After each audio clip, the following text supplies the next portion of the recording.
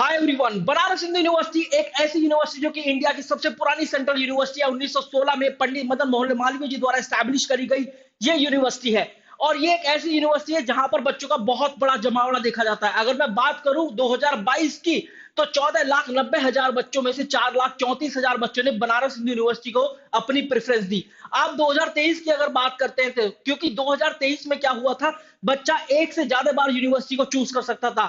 16,85,000 form fill करे गए और 8,80,000 से भी ज्यादा बार बनारस हिंदू यूनिवर्सिटी को चूज किया गया। 23 यूजी प्रोग्राम है। देखा गया कि एक कोर्स के लिए 38,000 से भी ज्यादा बच्चे फाइट कर रहे थे। इस यूनिवर्सिटी की एडमिशन पॉलिसी क्या है 2024 की, उसके बारे में हम डिस्कस करने वाले हैं। देखिए, अगर आप सीयूटी 2024 एग्जाम तो दे देते हैं, लेकिन उसके बाद अगर कोई भी यूनिवर्सिटी के अंदर एडमिशन लेना चाहते हैं, उसकी एडमिशन पॉलिसी जो है वो फॉलो नहीं करते हैं, तो आपका एडमिशन प्रोसेस रिजेक्ट हो जाता है। चाहे बनारस हिंदू यूनिवर्सिटी हो, यूनिवर्सिटी ऑफ इलाहाबाद हो, या फिर आपका यूनिवर्सिटी ऑफ दिल्ली हो। तो चलिए स्टार्ट करते हैं अपने इस वीडियो को। Banaras Hindu university for the undergraduate program admission policies 2024। सबसे पहली policies for the courses like BA social science, BA honours arts, BA LLB honours, जहां पर लैंग्वेज टेस्ट चाहिए, एक कैंडिडेट को या तो इंग्लिश या फिर हिंदी में अपियर होना है। जहां भी लैंग्वेज टेस्ट की मैंडेट जो भी रिक्वायरमेंट है, इन वाले कोर्सेज के लिए या तो इंग्लिश में अपियर हो बच्चा, हिंदी में हो। अगर किसी और में हो जाता है तो एडमिशन प्रोसेस रिजेक्ट। फिर उसके बाद जो ये ऊपर जो कोर्सेज दिए गए हैं, उनमें से 50% लैंग्वेज टेस्ट का स्कोर कैलकुलेट होता है ड्यूरिंग द मेरिट कैलकुलेशन, और जो मैक्सिमम मार्क्स होता है वो भी 50% लैंग्वेज टेस्ट का स्कोर कैलकुलेट किया जाता है। मतलब अगर 200 नंबर का लैंग्वेज टेस्ट का स्कोर है मैक्सिमम, तो वहां पर केवल 100 नंबर से ही आपके स्कोर जो है वो काउंट किए जाएंगे। अगर आपका 110 नंबर आए हैं लैंग्वेज टेस्ट के अंदर आउट ऑफ 200, तो फिर वो 55 नंबर ही कैलकुलेट किए जाएंगे। तो इस हिसाब से 100 में से 55 नंबर। तो during the merit calculation for all these courses only 50% of the language test score will be considered. अगर हम बात करें मिनिमम क्वालिफाइंग मार्क्स, देखिए मिनिमम क्वालिफाइंग मार्क्स भी बनारस हिंदू यूनिवर्सिटी यहां पर देता है। वो कैंडिडेट जो कि जनरल या ओबीसी कैटेगरी से है, वो बच्चों का जो मिनिमम क्वालिफाइंग मार्क्स है वो क्या होगा, जो टॉपर का मार्क्स होगा इस कैटेगरी के अंदर, उनसे 35% से कम नहीं होना चाहिए।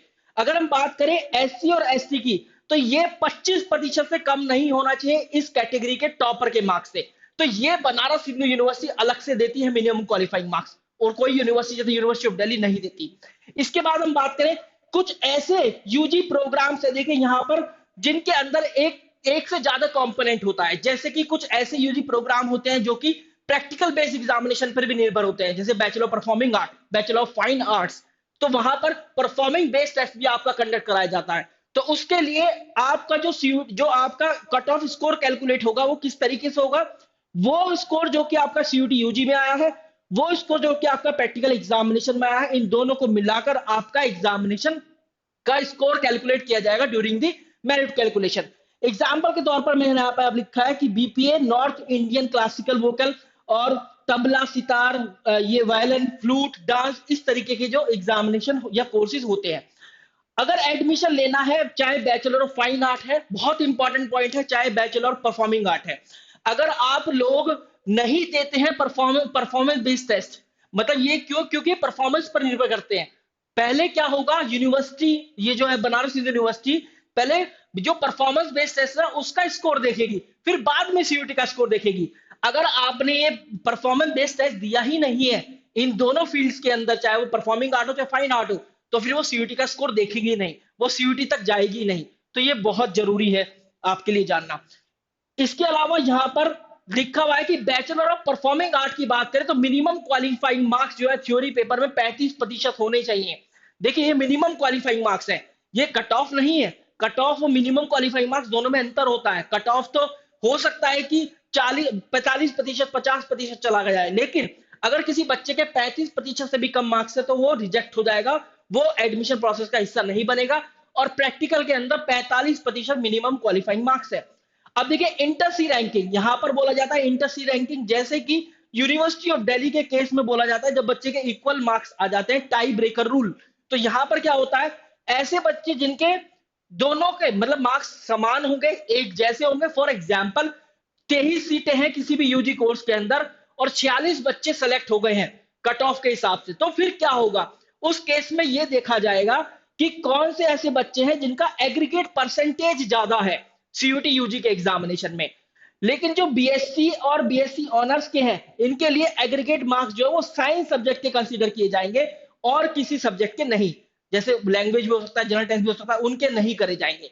बाकी सभी के आपका सीयूटी का ओवरऑल एग्रीगेट स्कोर जो है उसका परसेंटेज निकाला जाएगा, किस बच्चे का कितना परसेंटेज ज्यादा है। देखिए बहुत ध्यान से समझना इस बात को। हो सकता है कि किसी कोर्स का कट ऑफ 550 है, अब 560 वाले का भी एडमिशन हो रहा है, 570 वाले का भी एडमिशन हो रहा है, 580 वाले का भी एडमिशन हो रहा है, तो तवज्जो उस बच्चे को दी जाएगी जिसका मार्क्स 580 है। इस केस के अंदर अगर जितनी सीटें हैं उससे ज्यादा एडमिशन हो जाता है। इसके बाद in case the candidate have equal marks, अगर यहां पर भी इक्वल मार्क्स आ जाते हैं, माना जो मैंने बताया था 46 बच्चे उनका सभी का इक्वल मार्क्स है, तो फिर इस केस के अंदर सीनियर जो कैंडिडेट है जो एज में ज्यादा है उसको तवज्जो दी जाएगी, उसका एडमिशन होगा। इसके बाद यहां पर कुछ एज और एजुकेशन क्वालिफिकेशन से रिलेटेड चीजें हैं, जैसे BA honours in social science की अगर आप बात करें तो कैंडिडेट पास होना चाहिए 10+2 से, और यहां पर आपसे एज और एजुकेशन दोनों मांगता है।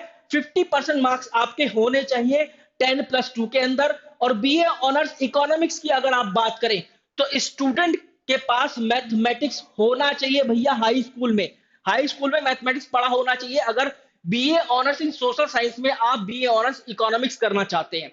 और कैंडिडेट की एज सोशल साइंस के जितने भी सब्जेक्ट है, चाहे BA honours in social science, BA honours in social mathematics ले लीजिए, बीए ऑनर्स इन स्टैट्स ले लीजिए, ज्योग्राफी ले लीजिए, तो उन सब के अंदर नोट बी मोर देन 22, आप 22 साल से ज्यादा के नहीं होने चाहिए। बीए एलएलबी ऑनर्स की अगर हम बात करें तो मिनिमम मार्क्स जो है यहाँ पर अगेन 50% बोला गया है जनरल कैंडिडेट के लिए, लेकिन एससी जो 45% है ओबीसी और 40% है एससी और एसटी एप्लीकेंट के लिए। अगर हम बात करें बीएससी ऑनर्स मैथ्स की तो कैंडिडेट 10+2 पास होना चाहिए, ठीक है, और उसका 50% मार्क्स आना चाहिए फिजिक्स मैथ और बीएससी ऑनर्स मैथ्स, क्योंकि एक ग्रुप है पूरा, इसके अंदर आप क्या करना चाहते हैं, स्टैट्स में करना चाहते हैं, जियोलॉजी में करना चाहते हैं, कंप्यूटर साइंस में करना चाहते हैं, इंफॉर्मेशन टेक्नोलॉजी में करना चाहते हैं, ज्योग्राफी में करना चाहते हैं, तो फिर ये वाला सब्जेक्ट भी पढ़ा होना चाहिए। फिजिक्स, मैथ्स और इन ये जिस भी सब्जेक्ट में आप करना चाहते हैं वो क्लास 12 में पढ़ा होना चाहिए, और इन तीनों का एग्रीगेट परसेंटेज मांगा जाएगा आपसे 50% मार्क्स। इसके अलावा यहाँ पर देखिए एज की बात करें, not be more than 23 year. Age जो है वो अलग अलग है, जैसे कि यहाँ हमने ऊपर देखा, यहाँ पर 22 साल से ज्यादा नहीं, यहाँ पर 23 साल से ज्यादा नहीं होना चाहिए। बीएससी ऑनर्स बायोलॉजी की अगर आप बात करें तो 50% मार्क्स होना चाहिए एग्रीगेट फिजिक्स केमिस्ट्री, और इस बायोलॉजी ग्रुप में आप कौन से सेगमेंट में करना चाहते हैं, आप बीएससी ऑनर्स बायोलॉजी में करना चाहते हैं, जूलॉजी में करना चाहते हैं, ज्योग्राफी में करना चाहते हैं, तो फिर इनमें एग्रीगेट आपका क्या नहीं होना चाहिए, 50% से ज्यादा होना चाहिए, मिनिमम 50% है। और एज जो है नॉट बी मोर देन 22। अगर बीटेक की बात करें, जैसे फूड टेक्नोलॉजी और डेयरी टेक्नोलॉजी इनमें प्रोवाइड करता है बीएचयू बीटेक, तो फिजिक्स केमिस्ट्री मैथ या फिजिक्स केमिस्ट्री मैथ और biology with the English from a board university recognised by the institute board with at least 50% marks आपके होने चाहिए एग्रीगेट, पीसीएमबी या फिर पीसीएम के अंदर आपके एग्रीगेट 50% मार्क्स होने चाहिए, और आपकी एज जो है वो 23 साल से ज्यादा ना हो। बीकॉम ऑनर्स की बात करें तो बीकॉम ऑनर्स और BCom honours financial market management, ये दो कोर्सेज प्रोवाइड होते हैं। यहाँ पर 10+2 होना चाहिए। Commerce, economics, maths, computer science, finance, financial markets management, vocational course या फिर कोई और रिलेटेड आपका सब्जेक्ट है कॉमर्स फील्ड से, उसके अंदर कम से कम यहाँ पर as one of the subject securing minimum 50% marks जरूर होना चाहिए। एज जो है आपकी 22 साल से ज्यादा नहीं होनी चाहिए।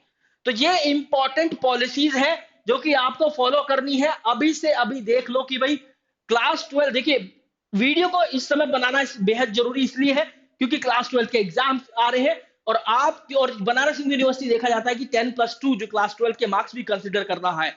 एज तो आपके हाथ में नहीं है, ऑब्वियसली बात है, अभी जो क्लास 12 में होंगे तो 22 साल 23 साल के नहीं होंगे, 17 18 19 साल के होंगे आप, तो आपके हाथ में मार्क्स है, आप मार्क्स जो है अपना एग्रीगेट अब भी 50 से 55% से ज्यादा बनाकर चल सकते हैं। This is all about the video, this is all about the undergrad programs of the Banaras Hindu University, the admission policies 2024. Wish you a very good luck, guys. Thank you very much.